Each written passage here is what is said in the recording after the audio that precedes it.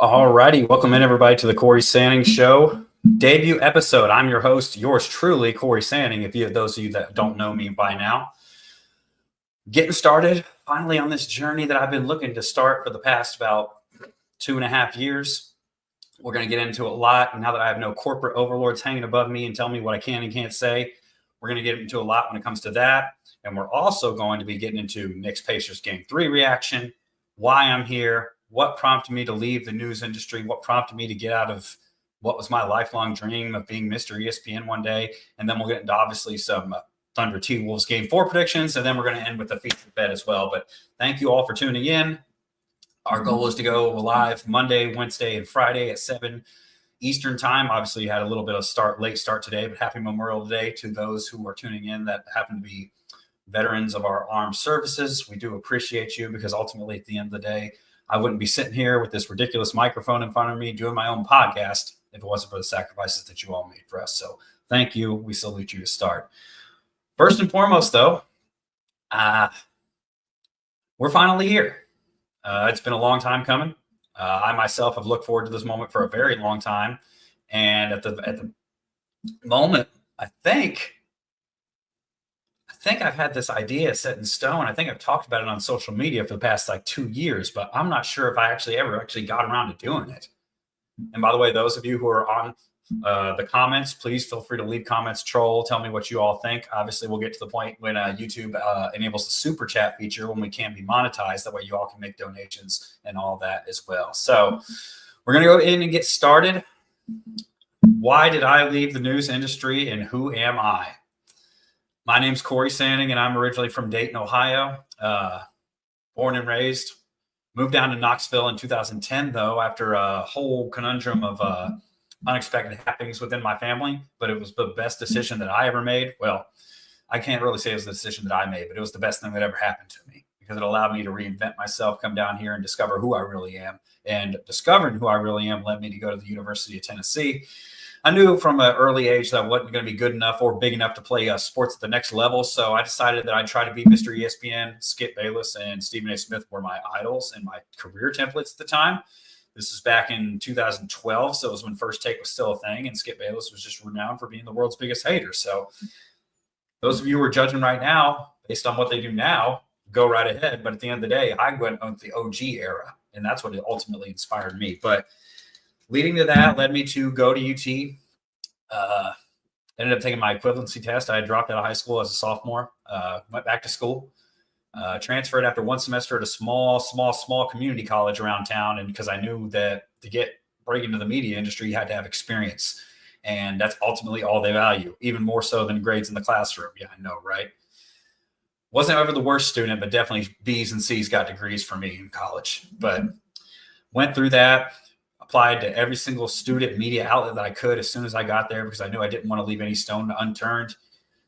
Ended up doing the volunteer channel as a producer. Well, originally as a contributor, moved all the way up to executive producer of the sports show. Started the Daily Beacon student newspaper. Was able to start there as a contributor and moved to staff writer pretty quickly. And then ultimately ended up rising all the way to the ranks to sports editor, which was a short-lived experience. I'll get into that in a minute. But it was a great time. Great time. I got to cover so much quality SEC football and basketball, and it really gave me a newfound appreciation for college football because I come from an area that probably more so values the Bengals than the Buckeyes, even though Dayton's about 45 west of Columbus and about 45, apologies for that, 45 north of Cincinnati. So it's pretty equal distance. But ultimately, it would just, I don't know.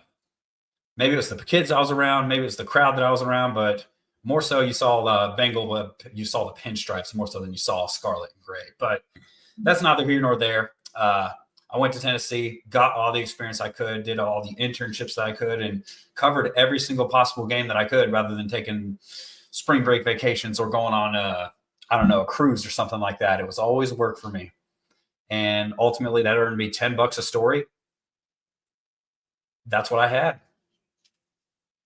When my friends would be out partying on Saturday nights, I'd be leaving the press box at 1 a.m. too tired to go get a beer.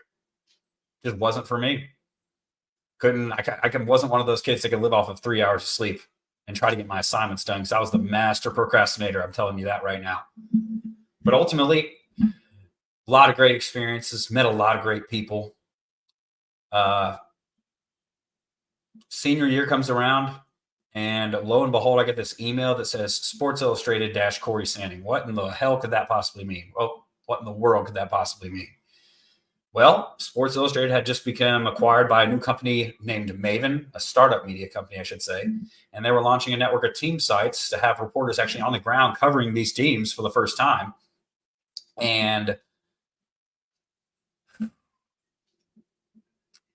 it was, how can you say no? $3,000 a month as a senior in college compared to getting paid $200 a month from the student paper. I couldn't say no. I took it. Did it for a year. Then the whole C word pandemic came around and ultimately wasn't able to finish that. Transitioned to TV. My first TV gig was a small no-name station called WYMT in Hazard, Kentucky, Eastern Kentucky, in the middle of nowhere. I made next to no money. In fact, I think I actually had more in student loan debt, which isn't a lot compared to what kids have nowadays, than I had yearly salary at that point. My brother and I actually had sat down and calculated out my bills. I was in the net negative every month. That was a major red flag. That, and I was not able to do what I was promised, which was a sports role, and where my ultimate passion was. While being a news reporter did teach me a lot, and it gave me a newfound appreciation for giving the voice to the voiceless. Ultimately, it wasn't financially. I went to college to escape poverty. I didn't go to get thrust right back into it. So I finished up there. I was kind of forced out a little bit. Was a pretty rough ending. Did really mesh with a lot of my coworkers and colleagues. I got to admit that was a red flag right off the bat, just to the industry in general. It does take a special level of discipline and a certain regard to want to do that job. But ultimately, I didn't feel like I should have to based on the money that I was getting paid. And while a lot of people can look at that as, yeah, that's immature and that's selfish, I told you I went to school to get out of poverty. I didn't stay in it. I enjoyed the job, but at the same time, I didn't want to be struggling to pay my bills and not even be able to afford the suits that I was wearing. So moved back down to Knoxville. I was under a non-compete, so I could not go back to the television industry at the time, and did all I could to survive. Went to WBIR, did some overnight producing for a very short period of time. That was not for me. Ultimately, was shown the door there as well. Then went on and did a little bit of sales. Did a little sales in the timeshare industry, as ashamed as I am to admit that. And ultimately, that led to some money for a short period of time, but I saw the red flags and the writing on the wall for that as well. And ultimately, that, lo and behold, led me back to Channel 6, WATE, where I was a reporter for about 8 months. Figured I'd give on-air work a try. I had already announced that I was writing a memoir called Breaking Away, Saying Goodbye to TV News. So that project has officially, it's indefinitely on hold. We're actually working on a new title right now for the book. But ultimately, at the end of the day, and I see you all in the chat there. I'll get to your comments in a minute, but I got to introduce myself a little bit to the people that don't follow what I do. But at the end of the day, it just wasn't financially what I wanted. So here I am. I don't know where this journey is going to take me. I don't know who all is going to tune in. Looks like we got 5 at the moment for the first episode. I'm grateful for that.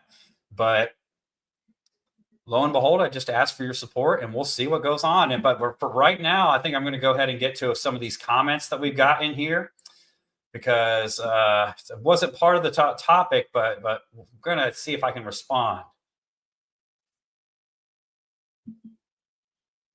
Official Study Boy says, why don't you start episode 1 off with the worst parlay you've ever made in your life about the Ravens schedule? Oh, the worst parlay I've ever made in my life about the Ravens schedule? Well, I only made one last year, and that was with the Ravens and Cowboys. And the only reason that I didn't win $300 was because CeeDee Lamb got me 67 yards and no touchdowns instead of 80 yards and a touchdown. So at the end of the day, I think that'd probably be the worst when it came to the Ravens schedule. But the worst parlays I've ever made, I'm on like a 40 parlay losing streak right now. So that tells you that. Oh, and we got another one from Official Study Boy that says, I heard Lamar Jackson was going to win a Super Bowl on the new Madden 26. You know, every quarterback can win a Super Bowl in the new Madden 26 if you want to get down to the nitty-gritty details of that. Oh, next one. Trevor Scott says, take on Caleb Williams being the new face of QB for the young kids in the NFL. I don't think he's there yet. I think the face of the QB for the young kids in the NFL right now is Lamar, Josh Allen, Patrick Mahomes a bit, even though he's kind of been going downhill in the past couple of years. Maybe he'll get there, but ultimately it just depends on the Bears' team success. And Jaden Daniels, don't forget about that as well. He's the one right now. So Caleb's got a little bit of catching up to do. And then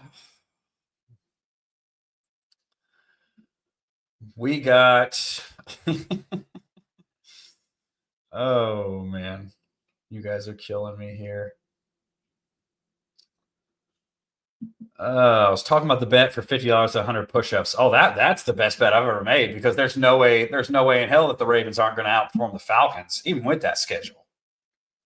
So I guess we'll see what happens, but ready to run my money, study boy. That's all I can say about that.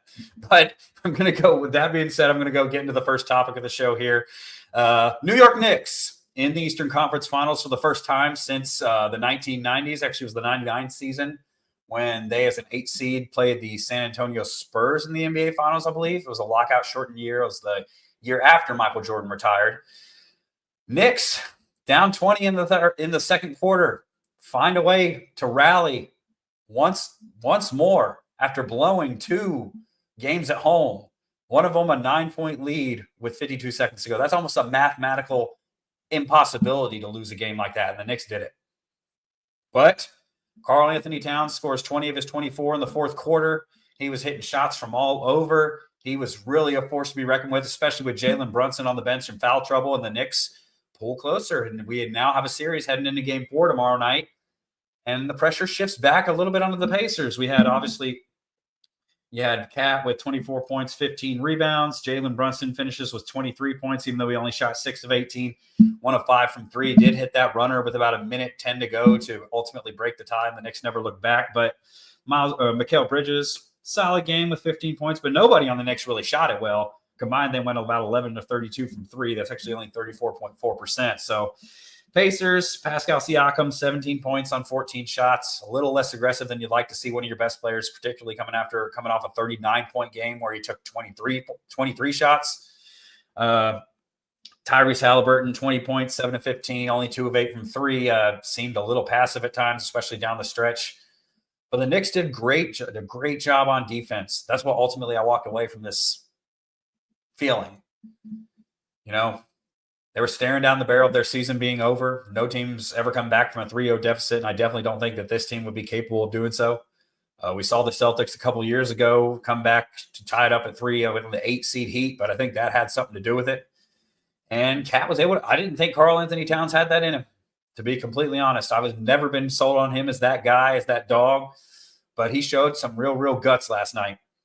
And Jalen Brunson, the clutch player of the year, just did what he did down the stretch, even though most of his damage was done from the free throw line. That was a tough runner to ultimately break the tie, and the Knicks never looked back. So we'll see what happens going into Game 4. But now my primary point with this is that the Knicks showed up when it mattered most. They were up 14 with 2.5 minutes to go in Game 1. I mean, had they held that lead, it'd be 2-1 New York right now, and who knows what conversation we'd be having.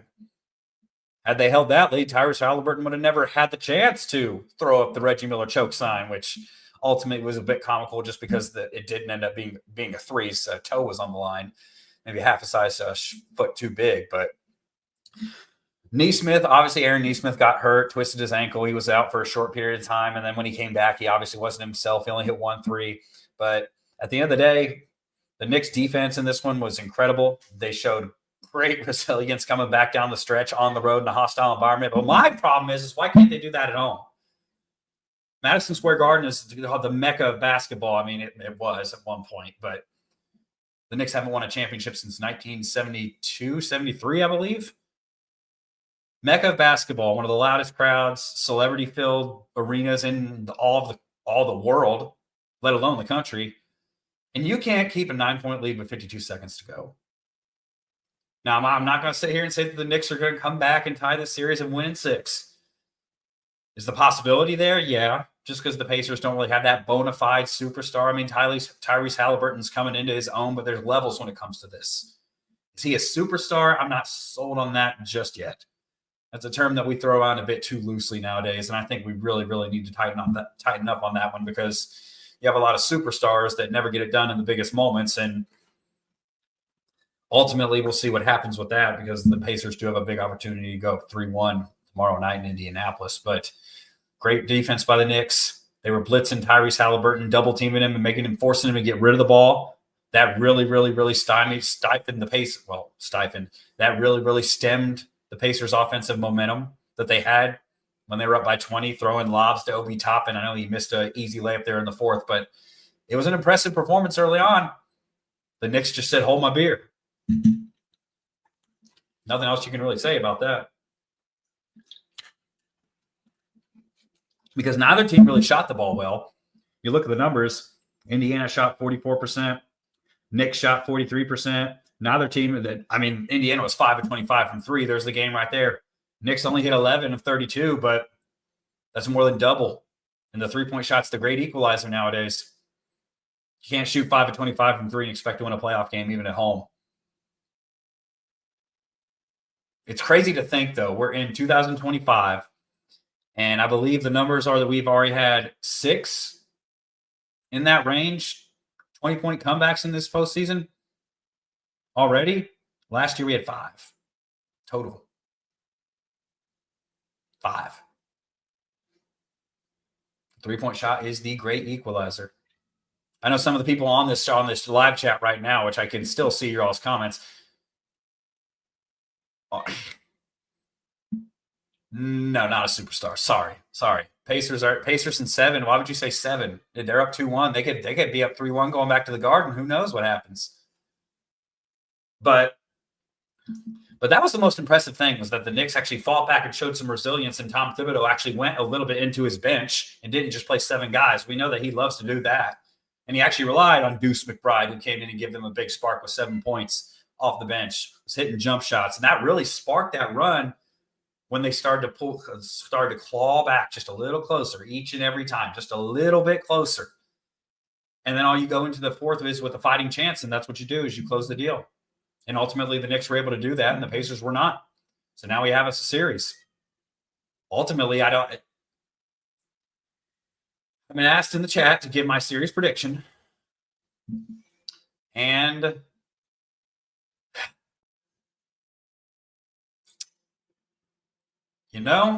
I think I am going to go out on a limb. And I might have to eat crow later this week. I might have to eat crow as soon as the next show. I'm going to go with the Knicks in 6. No. Let me rephrase that. I'm going to go Knicks in 7. I want to see a Game 7 at Madison Square Garden. I want to see back and forth. I want to see high-octane defense and high-octane offense. I mean, we know we're probably going to likely get the offense in today's day and age, but I need to see some defense. Some high-level defense with 2 high-level coaches. Rick Carlisle's been probably the best coach in these playoffs. Tom Thibodeau's no slouch of a coach either, but he definitely got out-coached in those first 2 games. And I think he's starting to learn from his mistakes. Hopefully, they play 7 guys next time. I don't know what I'll be saying about that. Knicks in 6. Don't bet that parlay. I haven't bet a parlay on the series, and I'm just going to do game by game. I haven't placed any series parlays. I did place some parlays for buzzer beaters early on, and I did get the Aaron Gordon one right, but unfortunately, LeBron and the Lakers couldn't hold up their end of the bargain against the Timberwolves. So, excuse me. Throat's real dry. This pollen has been terrible in Knoxville to start this summer season. That and the rain. That hasn't been funny. But thank you all for tuning in. I know we only got a few live people here tuning in, but it is a start, and I am appreciative of it. Be sure to hit that subscribe button, hit that bell button, comment to boost the algorithm. Make sure you hit the bell, though, so you get notifications on when we do our weekly live streams every Monday, Wednesday, and Friday at 7. And now I'm being told that I am choking like the Pacers. So I'll try to take another drink so that doesn't get too out of hand. But overall, would I be surprised if the Knicks win this series? No. The Pacers don't have that bona fide guy. They have the better coach. They might have equal or if not better depth.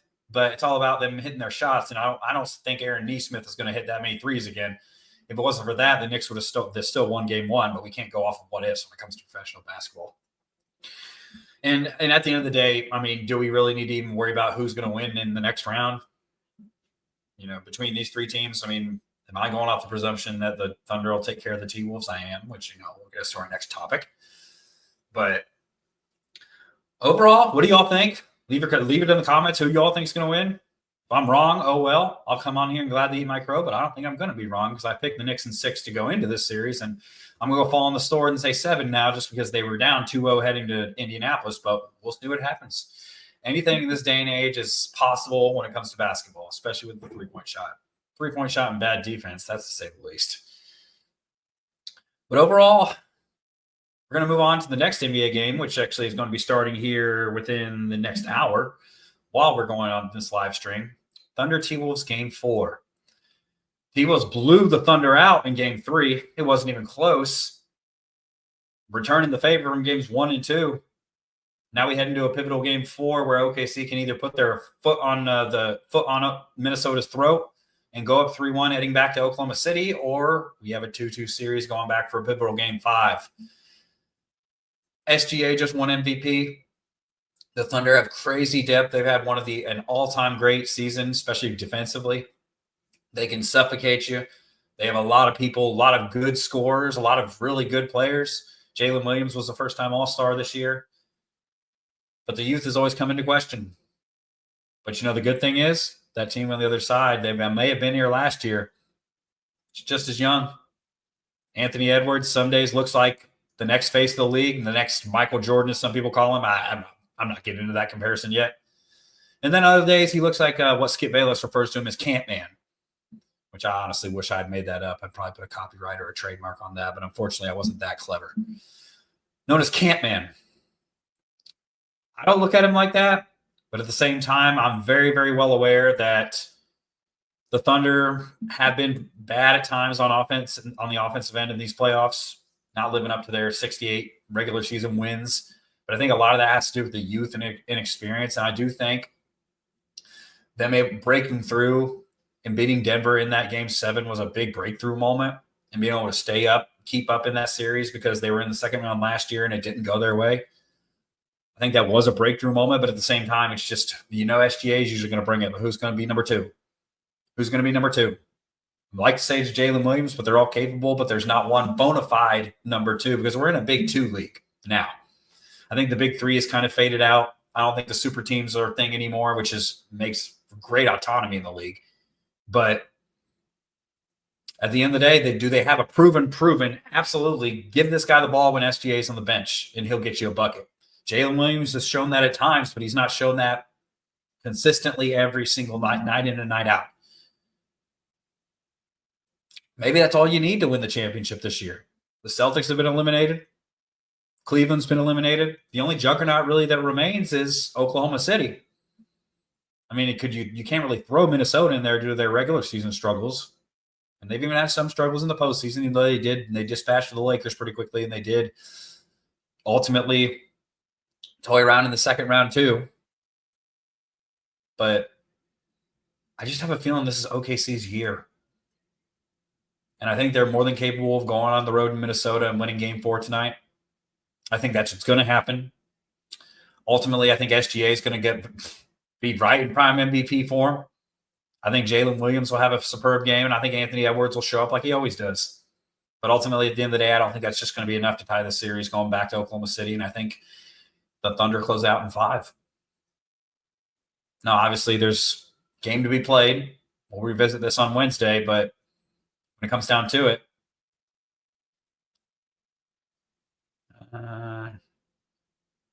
why can't the Heat sorry, you could read another chat again. Why can't the Heat get anything cooking with what was once considered the best coach in the NBA?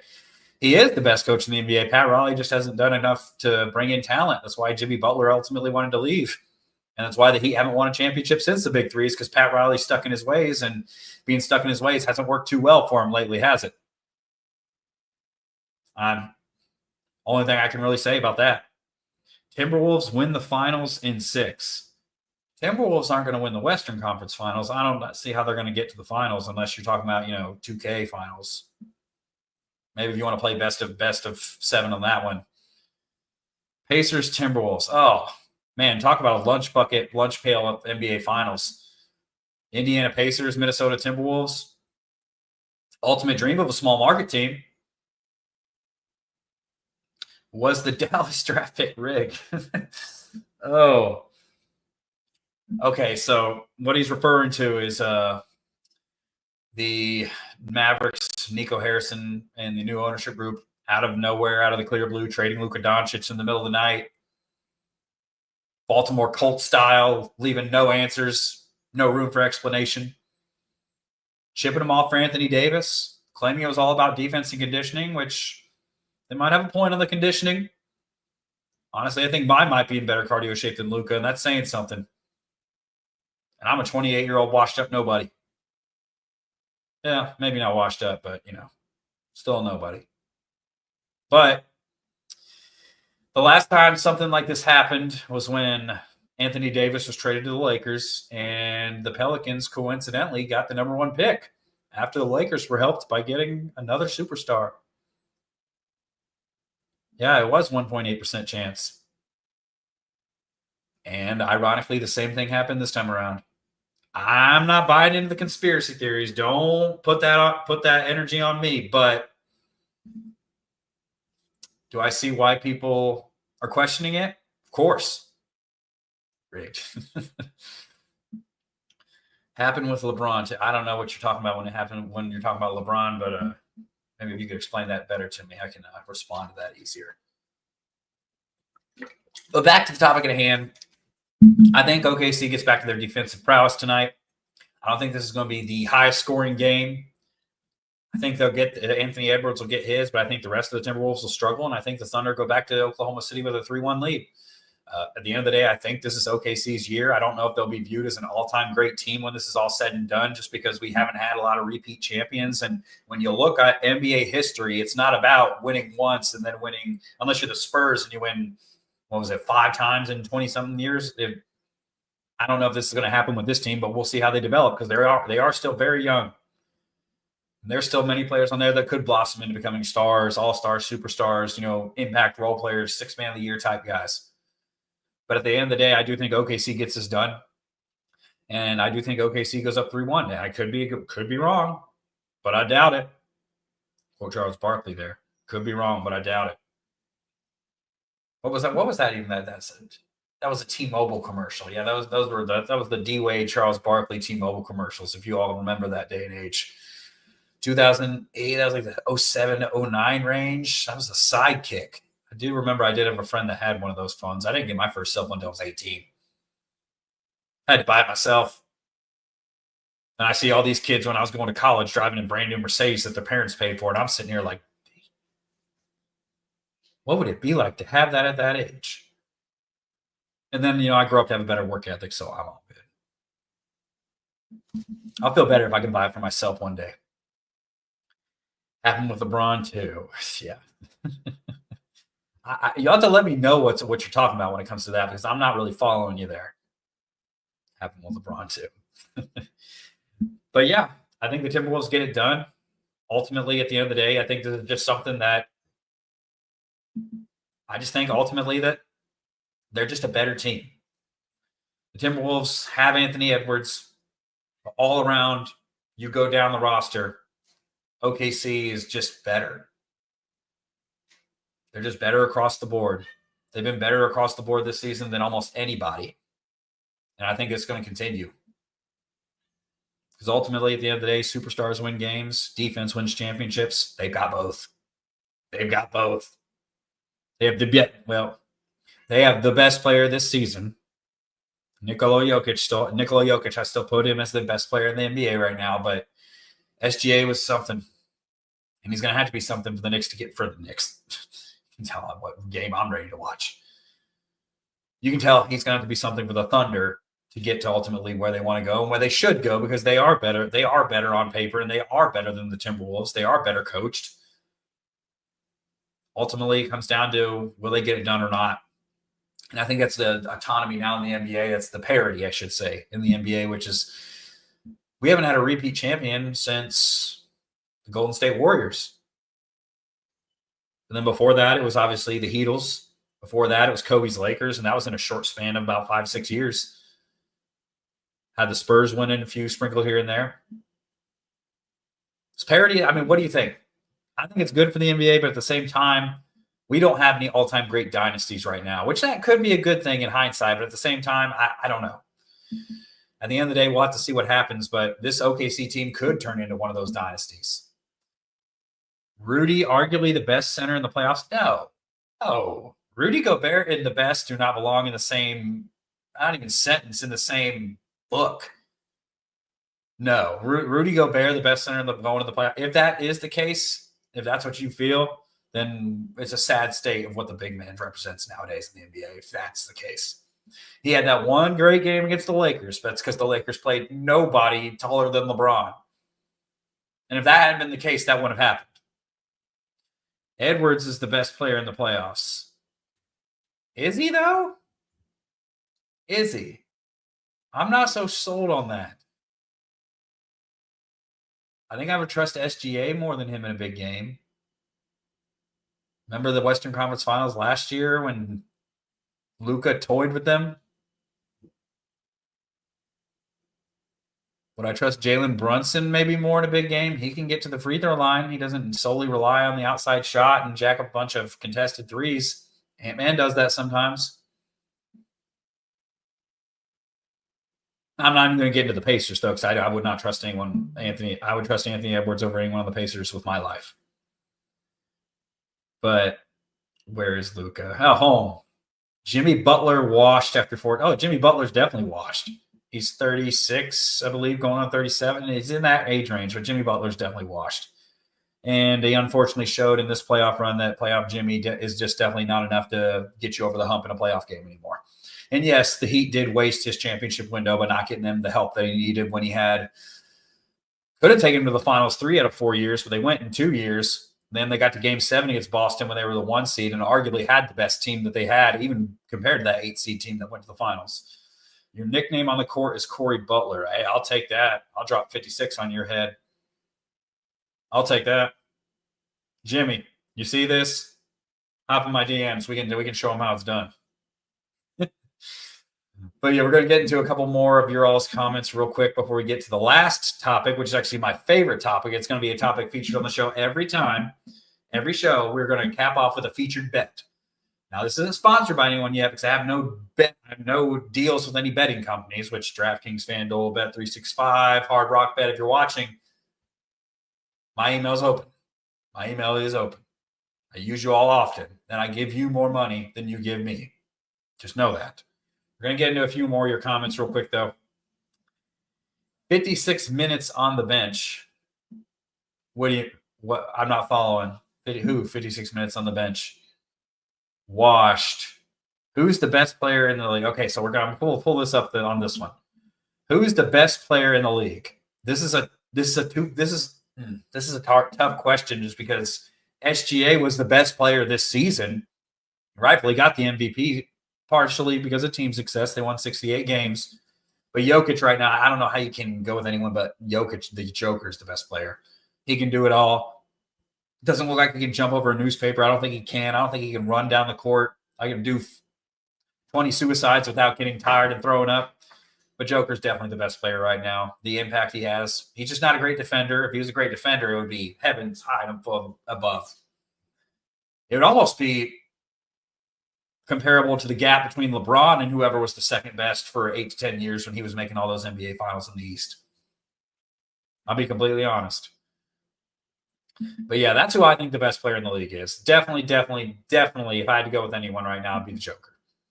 And I think most people will say this. Okay, now this one's funny. I have to bring this up. Bronny is the second best player in the league, hands down. This is definitely not. This is a troll comment because I know who's leaving it. This is not legit. Bronny James is the second best. Bronny James might be the second worst player in the NBA, if we're being completely honest. I'm not even going to entertain the thought of that. Oh, man. But can't make the playoffs. Does that matter if you can't put up the wins? Are you talking about the Joker? Because the Joker did make the playoffs. He just went to Game 7 against the Thunder. Who's went? Okay, I'm going to pull this one up because I have to answer this question. Who's winning one-on-one, Larry Bird or LeBron? As much as I love Larry Legend, LeBron would mop the floor with this guy. The athleticism is not even comparable. Larry Bird was never a first-team all-defensive player.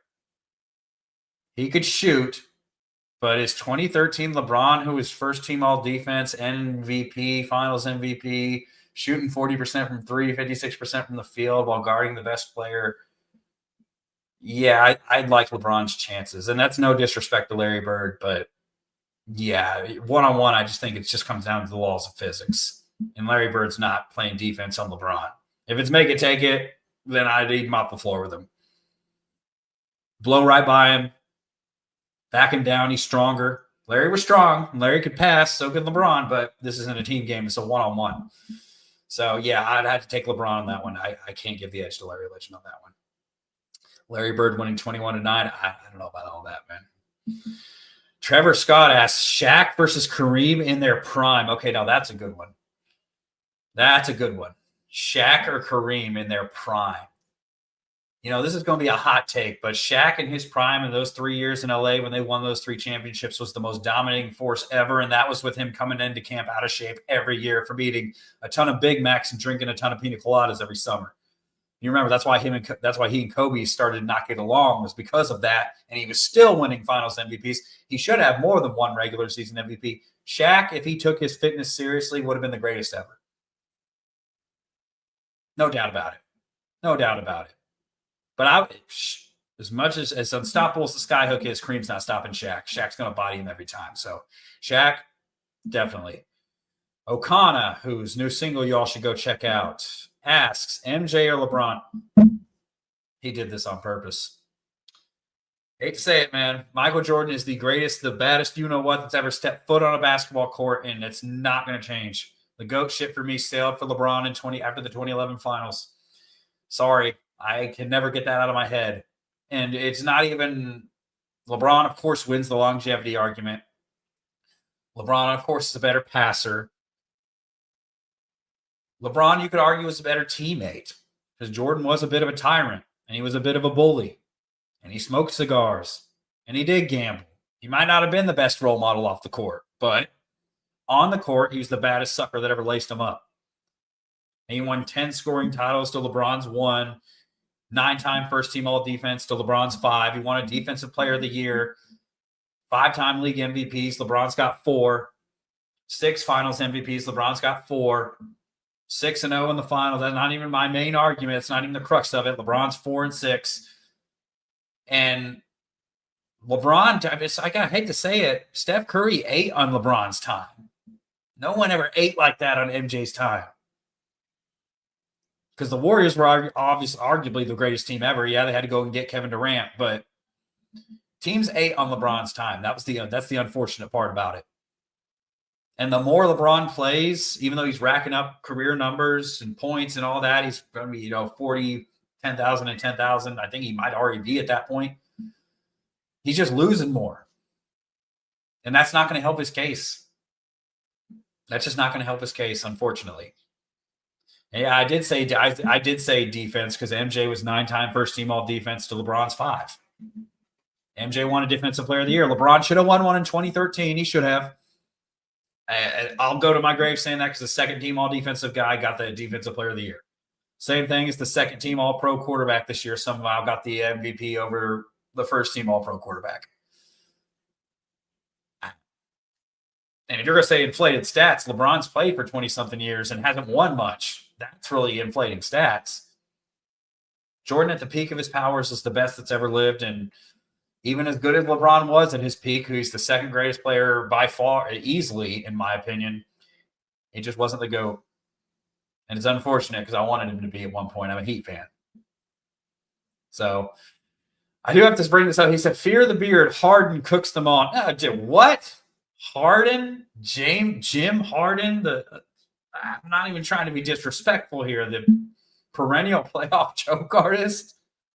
If you ever thought LeBron wasn't clutch in the playoffs, you just need to look at James Harden. And it continued this year, too. The proof of the scorekeeper in Chicago. Oh, my gosh. Iverson's the real GOAT. No, definitely not.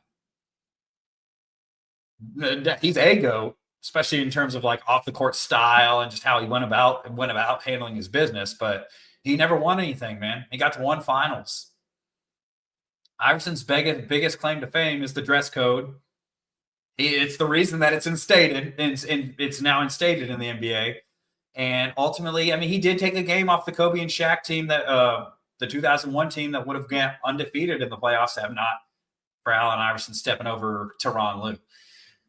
That's an iconic moment, but unfortunately, he just didn't win enough. Who's the greatest point guard of all time? Magic. It's not even a debate. Magic Johnson's the greatest point guard ever, and you're never going to be able to convince me otherwise. No, get out of here with the Steph Curry arguments. I still have, maybe I can't say Isaiah Thomas over Steph Curry now, but yeah, Magic's the take on MLB season. I got to be honest, man, I'm an Orioles fan, and they are terrible. Don't know enough about basketball. Don't know about baseball to really talk about it too much. I'll try to learn a little bit more, but I defer to the experts on that. Chris Paul, unfortunately, he might be behind Isaiah. He's in the top 5 point guards all time, but I mean, he kind of blew his opportunity to really, really be remembered outside of being a playoff choker too. When he was with Phoenix, they had a 2-0 lead and they should have beat the Bucks, and they unfortunately did not close it out. Chris Paul was a big reason why they did not win that series. How do you pronounce Ilgauskas? Like I just did, Ilgauskas. ILGA. I mean, it's pretty easy in my opinion. Mario Chalmers. Oh, yeah, no. Okay, we'll scratch that. Mario Chalmers actually is the greatest point guard to ever play, and that's not even a debate. Not even a debate. Birdman Anderson, best center of the 2013 season. Not even close. Maybe the most memorable with the tattoos and the bird celebration, but not even close. I mean, he was pretty good the next year, but Birdman Anderson, and I just saw a name, Norris Cole. Now I'm just being trolled in the chat, so we can't really get to the feature bet just yet because you all want to know my opinion on all these. Norris Cole is the only player that I think in our friend group, we named him after food, Norris Coleslaw, because that dude was slaw. He was not good at basketball. He won 2 rings his first 2 seasons. Thank the Lord for that, because that was the most memorable thing Norris Cole ever did on the basketball court. That was spray himself with champagne. No. The most memorable thing was jumping higher than the ceiling for Ray Allen's game-tying 3 in Game 6. That's what we remember Norris Cole now for, unfortunately. He scored more than you. No kidding, he scored more than me. I don't think I'd be sitting here doing my own podcast if I was that good at basketball, man. If I was that good at basketball, people would be taking what I say seriously. He was a 38% shooter from distance that year. I mean, yeah, maybe if he got open threes from the corner all the time, or is that what happened? Oh, it was what happened. I mean, when you can play off LeBron, D-Wade, and Chris Bosh, that is pretty bad. But with that being said, we are coming up on the 45-minute mark. You would not score more than me, man. I hate to be the bearer of bad news, but we're going to get to the funnest segment of the show, and it's a featured bet of the night. As you all know, when I was a reporter, I was a proponent. Sorry for the camera shaking a little bit. You all were, so I'm still getting my setup down, and this will not be my background. Getting my studio set up, just bear with me, but we have to start somewhere. Featured bet of the night. So for those of you that do not know, I was not a sports bettor when I was a reporter. I thought I was too smart for that. And I knew anything that could happen would happen to prevent me from winning my money. My friends convinced me to get on it, and I think the main culprit is actually in this live stream right now. Yeah, y'all, I can't get myself away from it. I love sports betting. I love the thrill of it. It's better than going and buying scratch offs at a gas station. I'll tell you that. It's a thrill I need though. Low risk, high reward. But the feature bet of the night. Down 42 parlays. I'm a bet against you. Come on with the details. Okay. Well, tonight's featured bet, adding it to the stage now. Going with, let me take this banner off the screen real quick. Going with a 5-pick parlay. Obviously, I always use the boosts. I did a little low risk wager of $5 tonight to win 91.45, but I'm taking OKC by the spread. I'm taking Lou Dort to make 2 threes. I think he'll get some open looks off of SGA's drives. Taking obviously SGA at 25 plus. Obviously, I debated on doing 30, but I'm going to go safe. Not sorry, because I'm on a pretty big losing streak right now. Anthony Edwards still going to get his 25 plus at home. They're going to need it. They're going to need a big game from him to even keep it close. And I'm going with the under. I don't think they're going to. I think this is going to be more of a defensive matchup. I don't think it's going to be too high scoring. But ultimately, that's my featured bet tonight. Studying a little bit. But if you go on, should I say it? Go on DraftKings, use the parlay boost, 33%. Get yourself a nice little boost, low risk, high reward. Why not? Because at the end of the day, it's not free money because you're giving the money away and you're risking it. Send me this link, or you don't need to see have you send the link. You can go and do it right now. Go on DraftKings and put this bet down. Now, I'm not going to sit here and take the blame if this thing does not win because I'm not on the court shooting the shots. If I was controlling the fate, I would be rich right now, and I would not be doing this podcast. Keep that in mind. If we follow you, bet and lose, will you double the $5? I bet. No, I will not. Sorry, I'm not DraftKings. Maybe if I do eventually get a bet nap deal, maybe because I'll be able to put my picture on that and my name on it. But that's what I'm going with tonight, y'all. Under by the spread. Lou Dort 2 plus 3s. Shea and Anthony Edwards are going to both get 25, and we're going to go on the under 219. Now, the odds were the same for the under and the over when I originally placed it. So I thought about taking the over for a second, but I think I'm going to be a little bit more cautious this time around, if that's the right word for it. But overall, y'all, thank you for tuning in for the first episode of the show.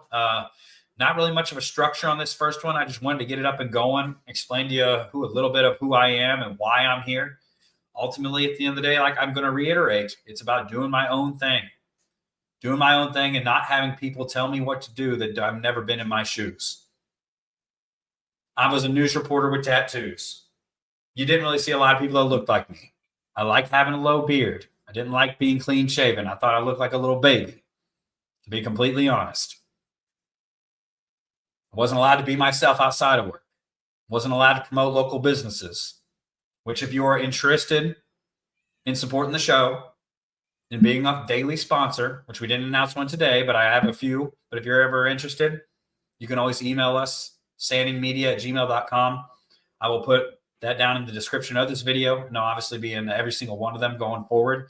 But appreciate you all tuning in. We didn't have a huge audience today, but ultimately it's a start. We're going to be live every Monday, Wednesday, and Friday from 7 o'clock Eastern time. Subscribe, hit the bell button. Obviously, this is just a start.